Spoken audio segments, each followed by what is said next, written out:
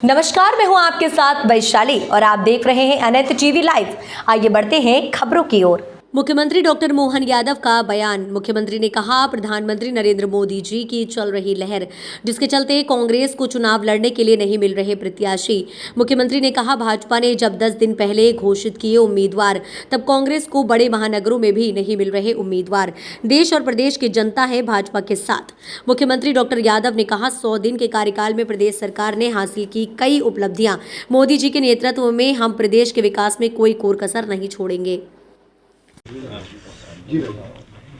कल बीते 20 तारीख को हमने अपने लोकसभा के चुनाव का एक तरह से एक चरण का पूरे देश का सबसे पहला हमारा अपना नॉमिनेशन फॉर्म सीधी में जमा करवाया। बाद में रानी अवंतीबाई की बलिदान दिवस था, तो स्वाभाविक रूप से हम सबको अत्यंत आदर श्रद्धा के साथ विभिन्न कार्यक्रमों में देर रात तक शामिल हुआ। मुझे इस बात का संतोष है कि हमारा ये पूरा वीरों का क्षेत्र, खास करके गोंडवाना के काल से लगाकर उसके पूर्ववर्ती काल में, जिसने सदैव आज़ादी की अलग जगाई, और अभी वर्तमान में यशस्वी प्रधानमंत्री श्रीमान नरेंद्र मोदी जी के नेतृत्व में हमने अपनी नई शिक्षा नीति 2020 का भी जो प्रदेश में देश में सबसे पहले लागू किया, उसका परिणाम है कि हमारे सारे महापुरुषों को हमने पाठ्यक्रम में स्थान दिया। रानी अवंतीबाई के नाम पर भी सागर में विश्वविद्यालय खोला हमने। पहली कैबिनेट जबलपुर से मेरा अत्यंत आत्मीय लगाव है, कॉलेज जीवन से एक विशेष स्नेह जैसे किसी नगर से बजाता है। मैं इस बात को महसूस करता हूँ कि इसीलिए हमने अपनी पहली कैबिनेट भी हमारे मित्रों के साथ, माननीय राकेश जी, माननीय अशोक रोहानी जी और सारे मित्रों के साथ हमने जब पहली कैबिनेट की थी, और हमने रानी दुर्गावती, रानी अवंतीबाई को स्मरण किया था। आने वाले समय में जबलपुर और पूरा प्रदेश, खास करके ऐसे शहर जिनके विकास की बहुत बड़ी संभावना है, इनके विकास का हम अच्छे से रोड मैप बना रहे हैं। हमारी कैबिनेट में भी हमने निर्णय किए हैं।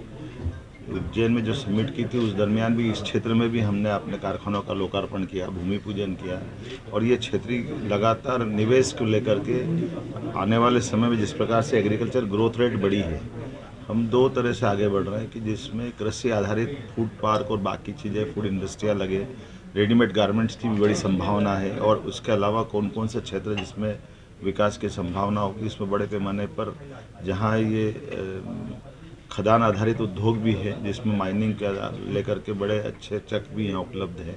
उम्मीद कर रहा हूँ कि पूरे प्रदेश में ये जो 100 दिन की हमारी सरकार, जिसने कई सारी उपलब्धियाँ हासिल की थी, जिनके बलबूते पर हमने अपनी संतोष मन से तो पूरा नहीं हुआ, लेकिन ये मान के चलो कि जितना बड़ा काम किया है, जितना बड़ा समय मिला था, समय बहुत अल्प होता है एक सरकार के लिए, 90 दिन का।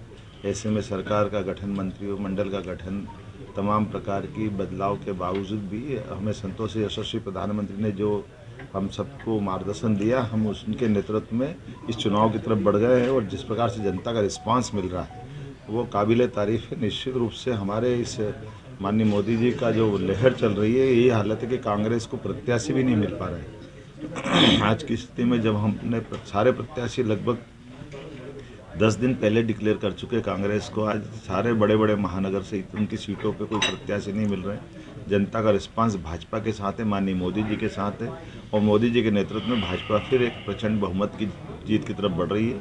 और ये जो हमारा टारगेट था, 2014 में हम 27 जीते, 2019 में 28 जीते, और अब क्लीन स्वीप करने वाले हैं। और जो अब की बार 400 पार माननीय मोदी जी का जो नारा है, निश्चित रूप से हम उस दिशा में आगे बढ़ रहे हैं। मेरी अपनी ओर से प्रदेश की जनता को ये आश्वस्त करना चाहूँगा कि माननीय मोदी जी के नेतृत्व में डबल इंजन की सरकार द्रुत गति से आगे बढ़ेगी, और विकास के किसी मामले में कोई कोर कसर बाकी नहीं रहेगी। बहुत धन्यवाद। फिलहाल के लिए इस खबर में इतना ही। बने रहे अनंत टीवी लाइव के साथ। नमस्कार।